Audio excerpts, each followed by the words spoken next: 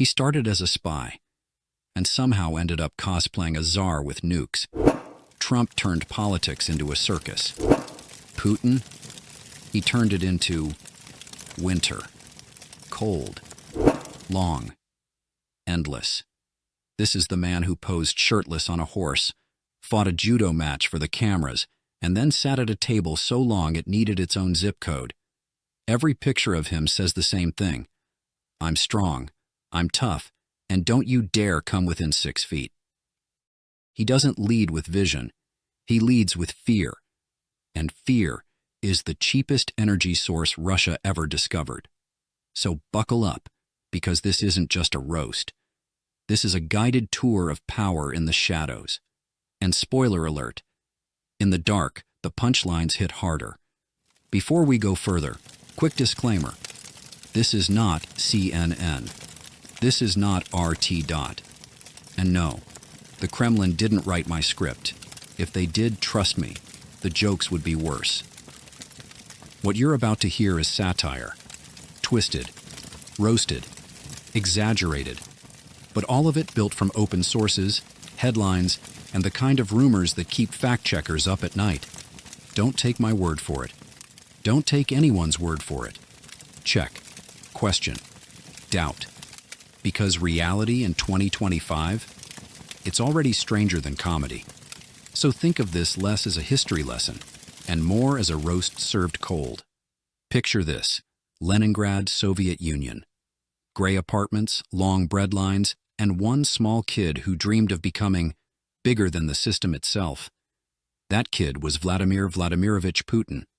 While American kids grew up wanting to be astronauts or rock stars, little Putin wanted to be a spy. And not the James Bond kind. No martinis, no Aston Martins. More like the neighbor who stares through the blinds and writes a report about your cat. So he joined the KGB, Komitet Gosudarstvenoi Bezopasnosti, or Committee for State Security. Sounds fancy, right? But in practice, it was less secret agent and more Soviet IT department for paranoia. Their job wasn't to save the world. It was to watch it and make sure nobody got too creative. And that shaped him. Putin learned early that power doesn't come from charisma or vision. It comes from silence, from waiting in the shadows, from knowing everyone's secrets while never giving away your own. Basically, if introverts had a Marvel origin story, this was it. Fast forward to the late 1990s. Russia was broke, tired, and drowning in vodka and wild capitalism. Boris Yeltsin, the first president of Russia, was coughing democracy into a microphone and desperately looking for a way out. So what did he do? He didn't hold auditions. He didn't run a talent show. He just pointed to a quiet, obedient former KGB guy and said, "Here, this one, Putin. Deal with it." Imagine your country's future handed over like a spare set of car keys. That was Russia in 1999. And Putin wasted no time. Terrorist attacks? He answered with a war in Chechnya. Oligarchs getting too loud? He muzzled them. Opponents? They disappeared faster than Yeltsin's sobriety. But here's the punchline. Putin didn't come to power by inspiring the people. He came to power by terrifying them. He built his rule on a simple principle: hurt your own so others don't dare touch you. And just like that, the quiet spy became Russia's loudest silence. Once in power, Putin didn't just rule. He staged himself, shirtless on a horse, fishing with no shirt, judo matches on live TV, hunting with tranquilizer guns. It wasn't politics. It was a Tinder profile written by a Cold War action figure. And for many Russians, it worked. They saw strength. They saw discipline. They saw respect. But here's the uncomfortable truth. Half of it was admiration. The other half was fear dressed up as admiration. In Russia, you don't always respect your leader. Sometimes you're just too scared to admit you don't. And behind the staged photos of Putin the macho man, there was Putin the paranoid. Long tables that looked like airport runways. meetings where no one dared breathe too close. He didn't trust allies. He didn't trust enemies. He barely trusted gravity. His power wasn't charisma. It was distance. He ruled not by being close to his people, but by making sure no one ever got close to him. Every leader has critics. Putin? He collects them the way hunters collect trophies. Opposition figures, journalists, business rivals. They didn't just lose debates. They lost their freedom, sometimes even their pulse. Putin doesn't delete opponents. He Ctrl-Alt-deletes them.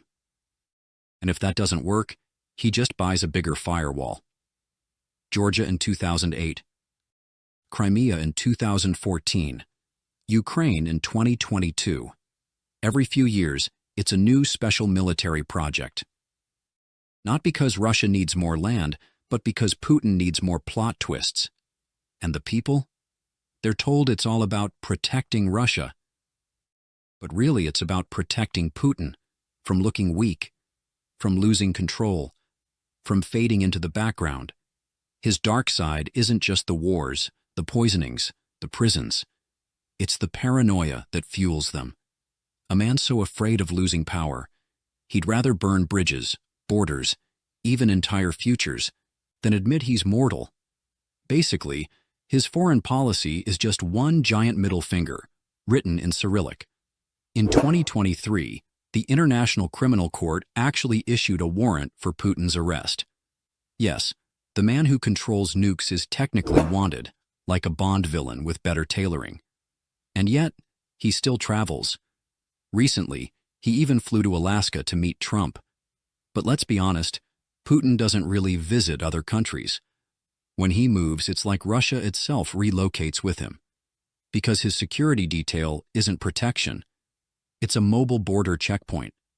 Wherever they set foot, it suddenly feels like Moscow annexed the ground beneath them. And then there's the Constitution. In most countries, constitutions limit power. In Russia, Putin just edits it like a bad student editing Wikipedia. Citation needed? Nah. Let's just write, President, unlimited. Why step down when you can simply cross out the rulebook and sign your own autograph? To the West, he's a pariah. To China, he's a side quest. To Europe, he's a nightmare on their border. And to his own people, he's both jailer and mascot. Half the country fears him. The other half mistakes that fear for respect. And that's the real danger. When a nation confuses terror with loyalty, it doesn't just trap itself. It traps the world in its shadow. Putin didn't just bend the rules. He bent reality. And reality hasn't snapped back yet. Putin's story isn't just about one man. It's about a system that let a shadow become a throne. A nation that confused fear for respect. And a world that learned.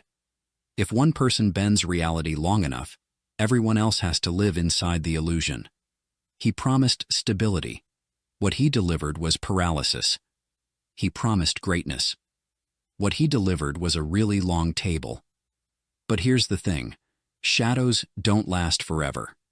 History always waits. And even the coldest winters end in spring.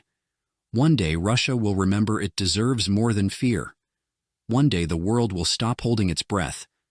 And when that happens, it won't just be politics. It'll be a rebirth. Until then, we laugh, because sometimes laughter is the only light strong enough to crack the dark. Stick around for more roast reality. Because power always thinks it's eternal, and comedy loves proving it wrong.